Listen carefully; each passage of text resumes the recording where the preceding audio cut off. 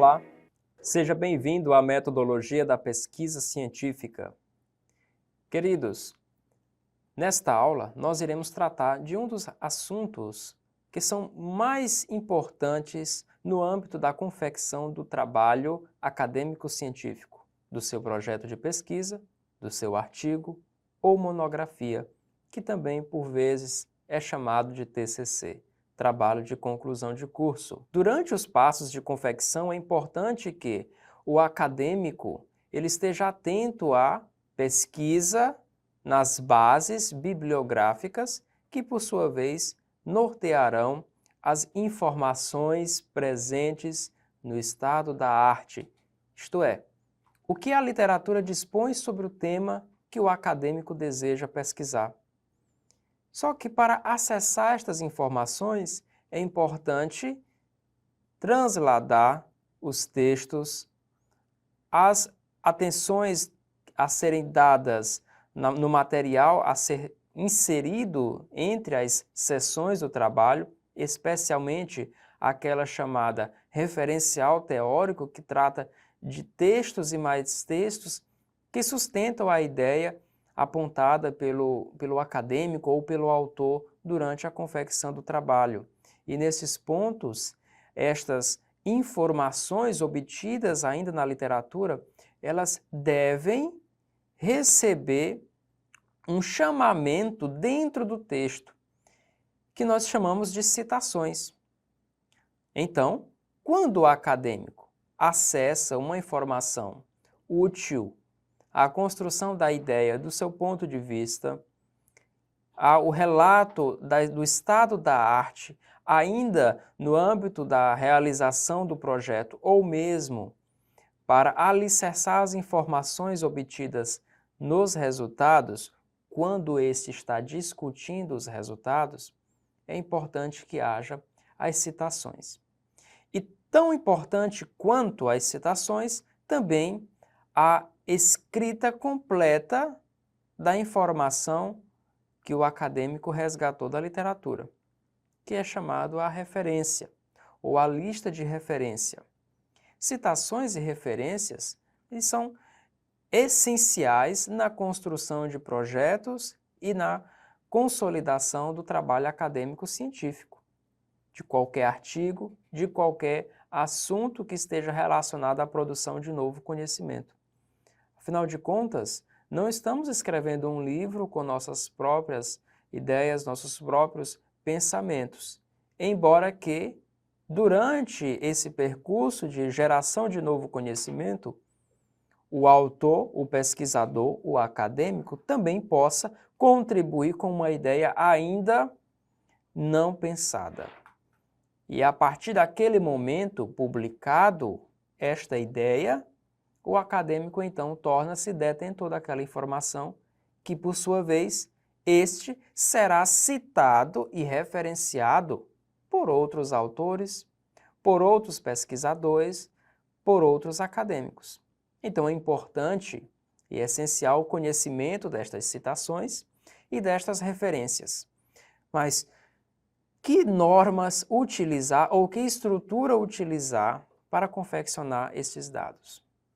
Sem sombra de dúvidas, é um ponto mais delicado a forma como expressar estas citações e referências durante um trabalho, visto que em diferentes instituições são adotadas normas peculiares, embora no Brasil seja mais reconhecido a norma da ABNT 10.520 para as citações e a norma 6023 para referências, a lista de referências no final do trabalho.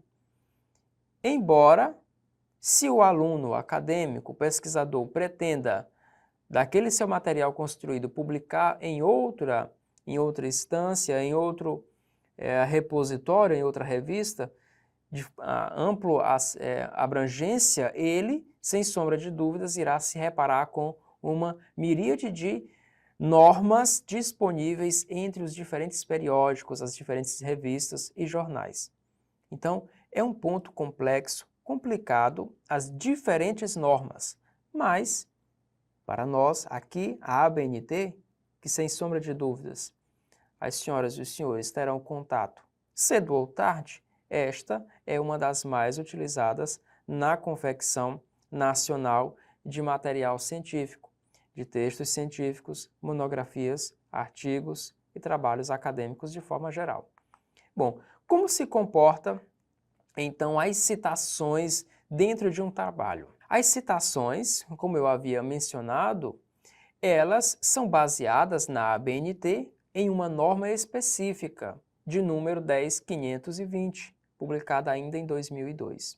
E lá há diferentes observações que os autores, que os acadêmicos, devem tomar, considerações, ponderações importantes para saber qual é o tipo de citação adequada a se fazer do texto em que eles lançam mão para produzir nova informação.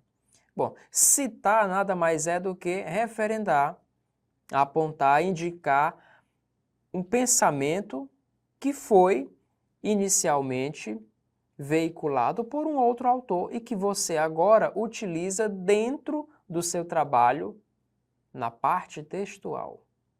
Então, na confecção do material do texto, parte textual, em que há diferentes subdivisões, como nós já vimos, que é a introdução, o desenvolvimento e a conclusão. Você, caro aluno e aluna, utilizará as citações ou fará as citações durante a introdução e durante o desenvolvimento. Então, a partir dessa norma, você pode construir as suas citações, que variam com o desejo que vocês querem em relação à obra original a ser citada. E estas citações podem variar de diferentes aspectos e tamanhos. Existem as citações que são chamadas diretas, que pressupõem a informação ipsis literi, do jeito que ela consta na obra original a ser citada por você durante a construção do seu material acadêmico. Então, nesta citação direta, em que a obra original tem os seus textos com diferentes tamanhos, também deve ser levado em consideração isso para a inserção desta obra original no seu trabalho. Então, se pretendes fazer uma citação direta, ela pode variar em um texto pequeno ou um texto grande. Se esse texto grande é tão importante e imprescindível no seu trabalho, é interessante que ele assuma uma configuração de formatação diferenciada, para indicar ao leitor que ali há a citação ipsis literi de uma obra que foi publicada anteriormente. A citação direta, quando esta é grande, implica em citar a obra com até 3 linhas ou mais de 3 linhas dentro do seu trabalho acadêmico. Então, o autor ele vai citar do jeito como está na literatura e essa citação dentro do seu trabalho agora, ela precisa assumir ali acima de 3 linhas para ser inserida como uma citação direta. E não somente isso, mas esta citação direta, grande, longa, ela deve vir recuada à esquerda em 4 centímetros. Também ela deve vir sem aspas. Isso é importante, visto que o material a ser citado de forma direta, ele deve ter essa configuração para diferenciar das citações diretas curtas, tá? Além disso, a letra, que a gente chama a fonte do texto, nesta citação direta longa, deve vir em tamanho 10. Então, o tamanho 10, recuado 4 centímetros, a margem à esquerda, é assim que se configura a citação direta longa. E esta deve ter mais de 3 linhas para ser considerada longa. Bom, até 3 linhas e menos do que 3 linhas, a citação direta, ela é configurada como curta. E esta deve vir entre aspas duplas durante o texto que está sendo confeccionado. Tá? Bom, além disso, é importante que, caso o acadêmico deseja realizar uma supressão de uma informação que não é tão útil durante essa citação direta curta, ele pode fazer uso de colchetes com reticências dentro desses colchetes, para suprimir uma informação ali que foi veiculada. Vamos acompanhar o exemplo de ambas as citações. Para a citação direta longa, veja só este exemplo. Durante o texto, o autor, que é o acadêmico, que pode ser você, vai realizar a seguinte transcrição. A pesquisa bibliográfica pode ser definida como, e o acadêmico utiliza agora a citação direta longa de um texto, por exemplo, disponível no livro de Marconi Lakatos. E então ele faz a aplicação ali de um recuo em 4 centímetros à esquerda, e esse recuo ele já inicia com os colchetes com reticências. E dali ele pode descrever toda a informação da citação do jeito que está presente no livro. Finalizando por ponto, veja, aqui não aplicamos aspas duplas, porque é uma citação do tipo longa. Em seguida, o autor, que neste caso é o acadêmico, irá indicar o autor original daquela informação, de onde foi que ele resgatou aquela informação. E neste caso ele abrirá o parêntese e inserirá o nome do autor ou dos autores que constam naquela citação. É importante aqui destacar que a citação direta implica em um recorte idêntico da obra original. Então é importante indicar na citação que virá entre parênteses a página aonde foi resgatada aquela informação, a fim de que qualquer leitor possa saber exatamente aonde está aquele trecho que foi colhido da literatura. E é diferente muito da citação direta curta. Veja só, neste exemplo da citação direta curta, observamos que, caso o aluno deseja inserir a informação do autor Gil, numa publicação de 2007, ele fará a seguinte inserção dentro do texto. O desenvolvimento de uma pesquisa acadêmica, abre aspas, aqui vem a citação direta curta. Como toda atividade racional e sistemática, ponto ou vírgula, e ali o autor, que no caso pode ser você, se não quiser inserir mais textos a fim de torná-la uma citação direta longa, pode suprimir a informação com a inserção de um colchetes e reticências dentro desse colchete.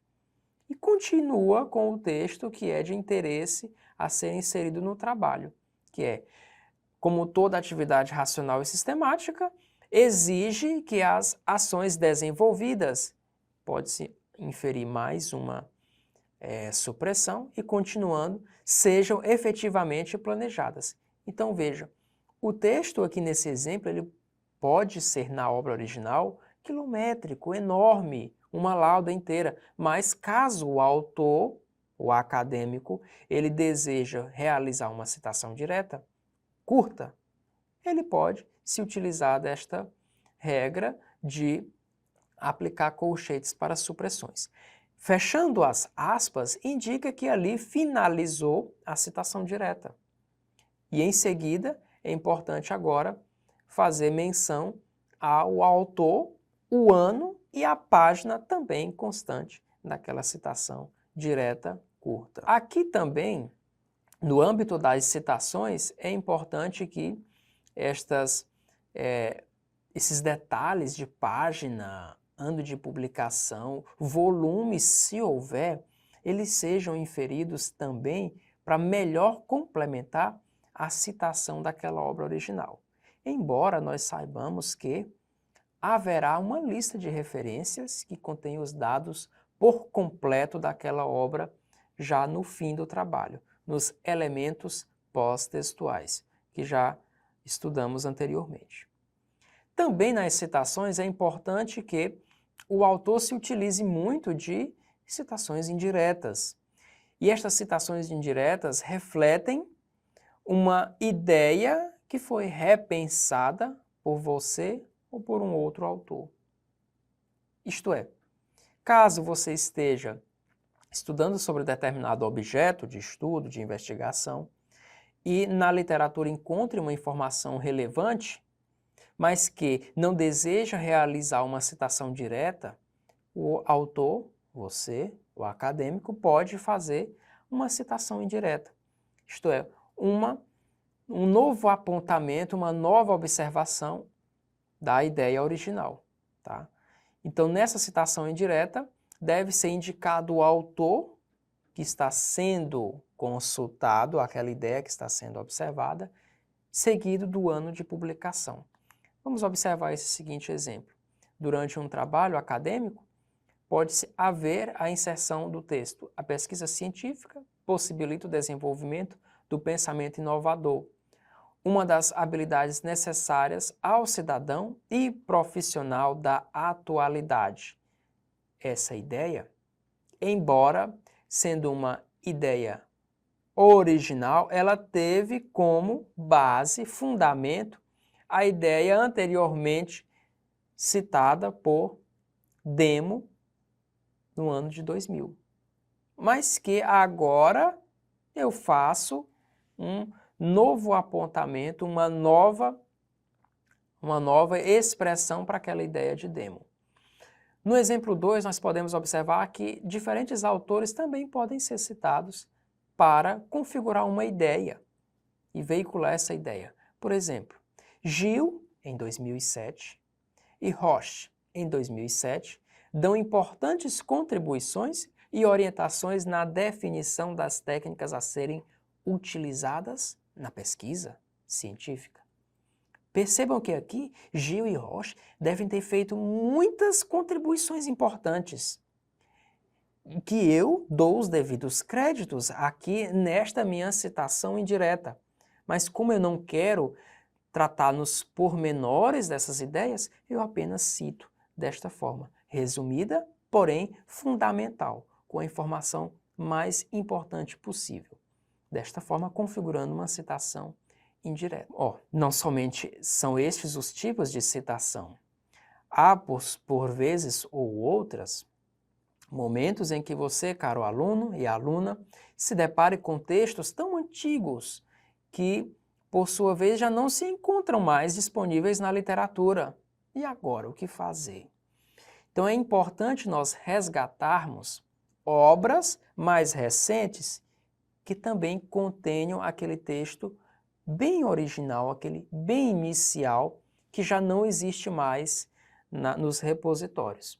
Esse é comum para obras já do século passado, em que foram publicadas em forma diferente e que não estão digitalizadas e disponíveis nos repositórios que nós conhecemos. Então, pode-se fazer uma citação de citação.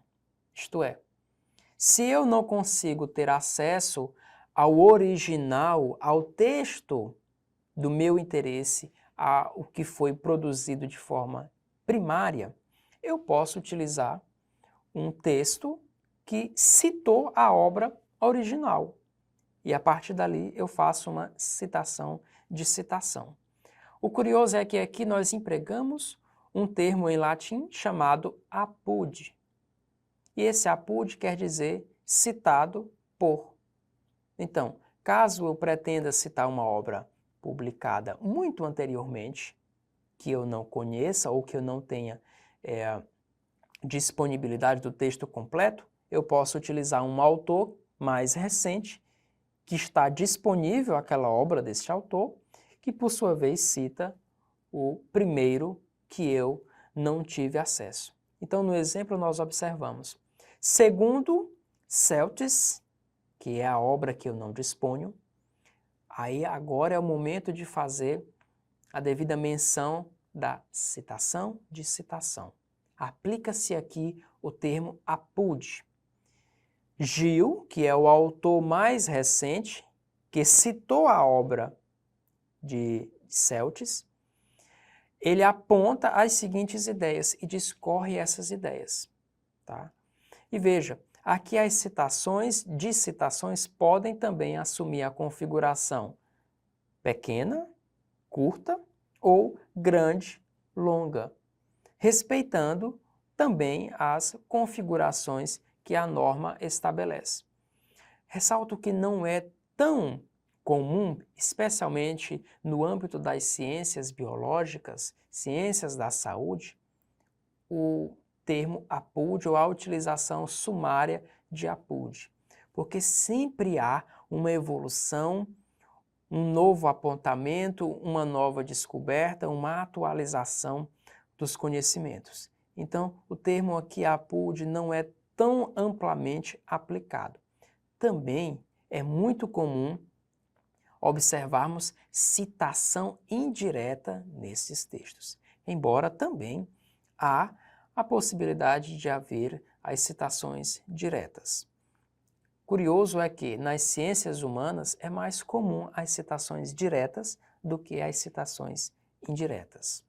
Bom, outras regras também podem ser aplicadas no âmbito da confecção de citações, que é o caso das supressões, como eu havia citado anteriormente, que emprega o uso de reticências dentro de colchetes para expressar essa supressão, que é muito útil, por exemplo, para evitar a aplicação de uma citação direta, longa, faz-se supressão e ela se torna curta. E também pode-se colocar muitas interpolações ou acréscimos de comentário dentro de colchetes, caso o autor ou você deseja fazer algumas inferências úteis em relação àquela citação inicial. Também, trechos daquela citação, que pode ser direta ou indireta, eles podem sofrer destaque, caso dentro daquela informação, uma palavra ou uma frase, ela seja de tamanho impacto ou relevância que o autor, no caso você, deseja realizar um destaque daquela informação, ou mesmo quando o próprio autor daquela obra original que está sendo citada por você, ele mesmo destaca aquela informação. Quando o próprio dono da ideia destaca a informação do texto, ela pode receber uma indicação de grifo pelo autor. Mas quando você, ou eu, ou qualquer outro pesquisador, quando realiza uma citação e deseja fazer um destaque, pode-se aplicar a expressão grifo nosso durante a elaboração.